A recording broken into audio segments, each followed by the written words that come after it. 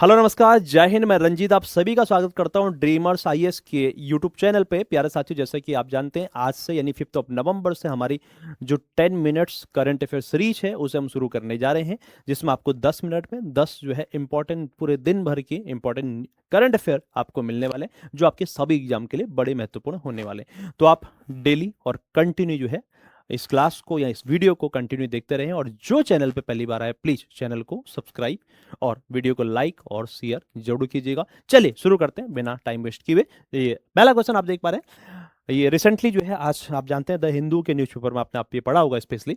ये बात कर रहा है सरोगेसी रेगुलेशन एक्ट 2021 की बात कर रहा है। उसमें से जो एक्ट बनाया था भारत सरकार के द्वारा 2021 में, उससे रिलेटेड कौन सा स्टेटमेंट सही है, ये बात कर रहा है। सबसे पहले मैं आपको बताता हूँ, हालांकि आप जानते हैं सरोगेसी का मतलब या सरोगेसी मदर का मतलब ये हुआ, सपोज मान लीजिएगा यहाँ पे आप देख रहे हैं एक दिख रहा है आपको यहाँ पे एक स्पाउस है, वाइफ हस्बैंड है, और किसी मेडिकल इलनेस के चलते, हेल्थ इलनेस के चलते जो है उनसे या फिर उनका बच्चा नहीं हो पाया, जिसके चलते ये किसी तीसरे यानी कोई वुमेन को क्या करेंगे, बच्चा यानी बच्चा उन्हीं का ही है, बस ये है कि उनकी कुछ मेडिकल कंडीशन ऐसी है, तो क्या किया जाएगा, इसी मदर और फादर दोनों के स्पर्म और एग्स को ट्रांसफर कर दिया जाएगा किसी थर्ड वुमेन में। और जो मतलब मान के चलिएगा किराए की कोख है जो है, हम इसको बोल सकते हैं, यानी ये बेसिक सा डिफरेंट है एडॉप्ट और किसमें, सरोगेसी में। एडॉप्ट में मतलब किसी और का ही बच्चा हम एडॉप्ट कर रहे हैं, और सरोगेसी में आप ही का बच्चा है ये, ठीक है।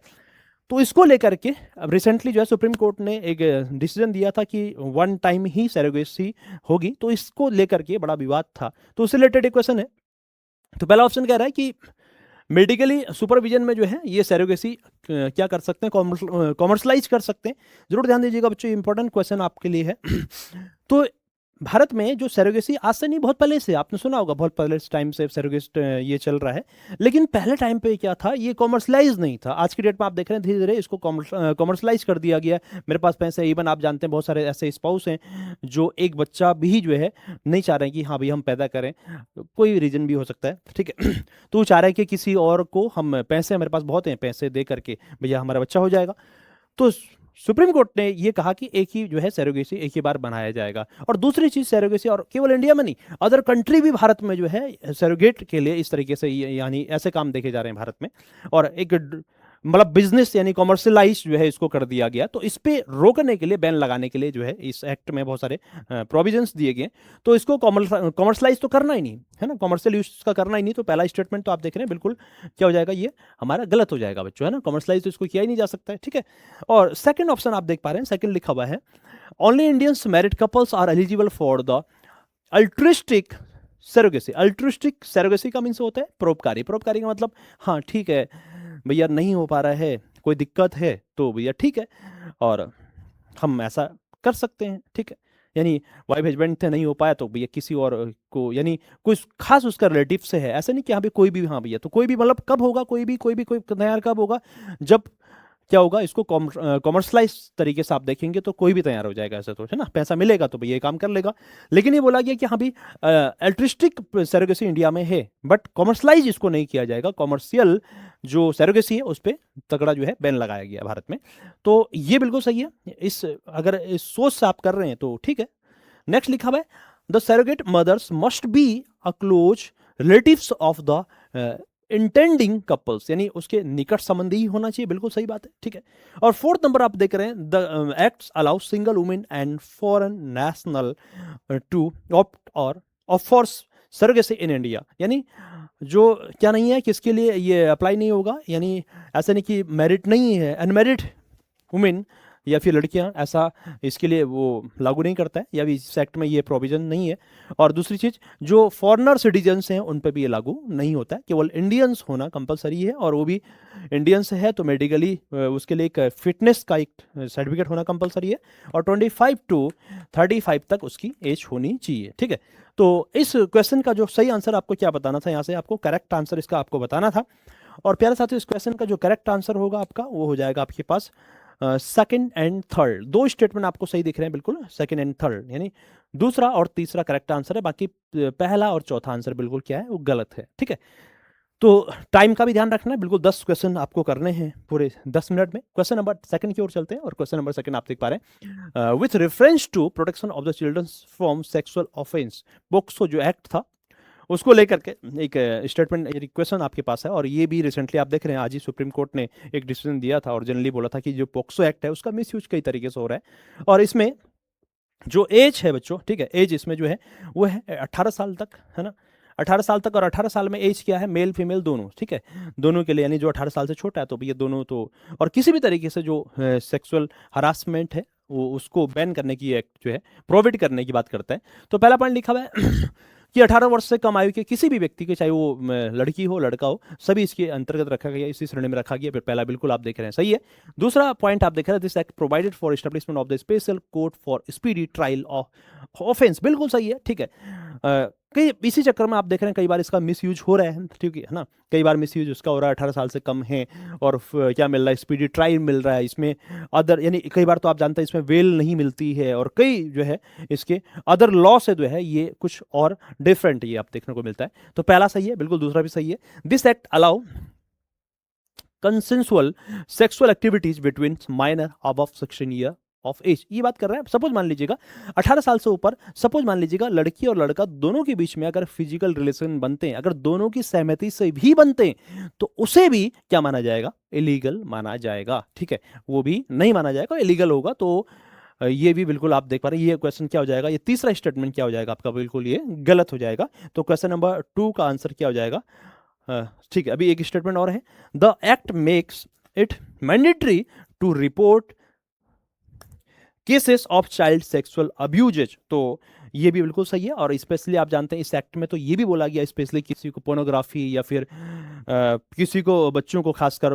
पोर्न वीडियो उनको दिखाना, स्पेशली आप जानते हैं ये चीज़ें कौन किया सकता, कोई बाहर का आदमी अचानक से ऐसा नहीं करेगा, तो कोई अपना ही या फिर अपने ही या फिर मान लीजिएगा कोई पड़ोस का है, कोई नियर बाई है जो आपको जानता है या फिर आपके बच्चों को जानता है, तो वहाँ पर ज़्यादा केसेस देखेंगे। इसी के चलते जो है ये एक्ट लाया गया था स्पेशली, ठीक है। तो इस क्वेश्चन का जो आंसर हो जाएगा, क्वेश्चन नंबर 2 का जो आंसर हो जाएगा वो हो जाएगा हमारे पास, पहला सही है, दूसरा सही है और चौथा भी सही है। तो बी जो है इस क्वेश्चन का आंसर हो जाएगा। चलते हैं नेक्स्ट क्वेश्चन की ओर। क्वेश्चन नंबर हाँ, एक चीज और याद कर लीजिएगा, ये एक्ट आता कब है बच्चों, ये एक्ट आता 2012 में, ठीक है। क्वेश्चन नंबर नेक्स्ट, और ये है आपके पास एशियान समिट को लेकर के, एशियान जिसमें आप जानते हैं 11 देश इसमें हो चुके हैं, पहले इसमें 10 कंट्री थे, और नया जो है देश जो है कौन जुड़ चुका है, आप लोग कमेंट करके जरूर बताएगा, हालांकि शायद हो, बिल्कुल है, ऑप्शन में है।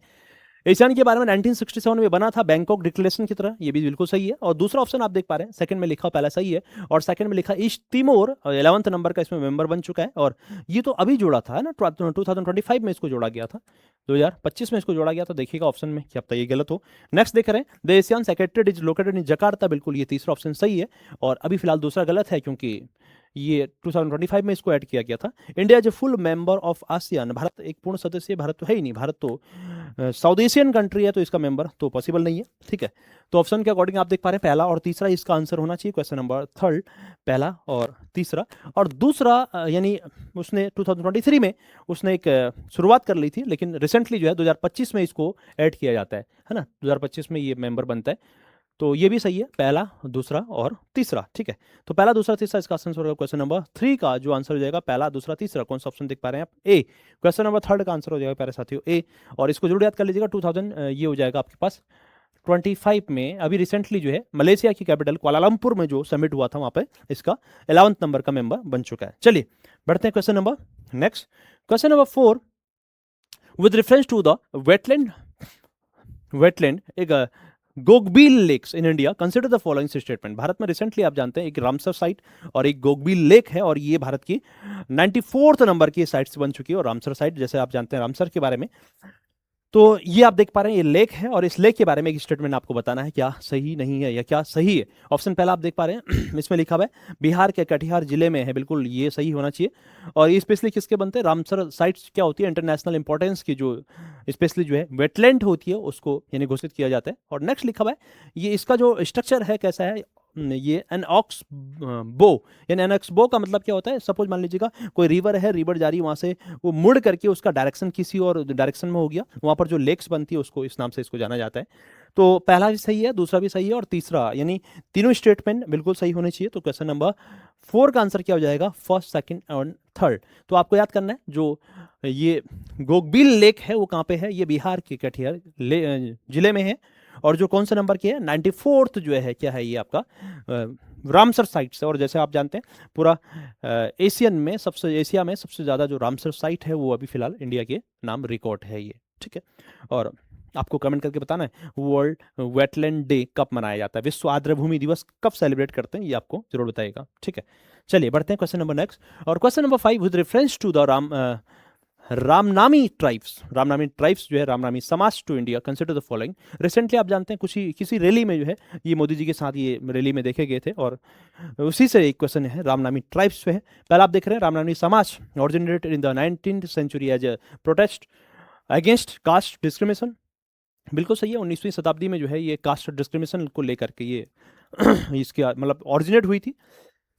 नेक्स्ट आप देख पा रहे हैं इसके जितने भी जो है अनुयायी हैं वो क्या करते हैं, अपने बॉडी पे क्या करते हैं, राम नाम का जो है पूरा टैटू, पूरा सर से लेकर पूरा पैर तक सॉरी टैटू ये पूरा इनका लगा होता है। थर्ड नंबर पर आप देख पा रहे हैं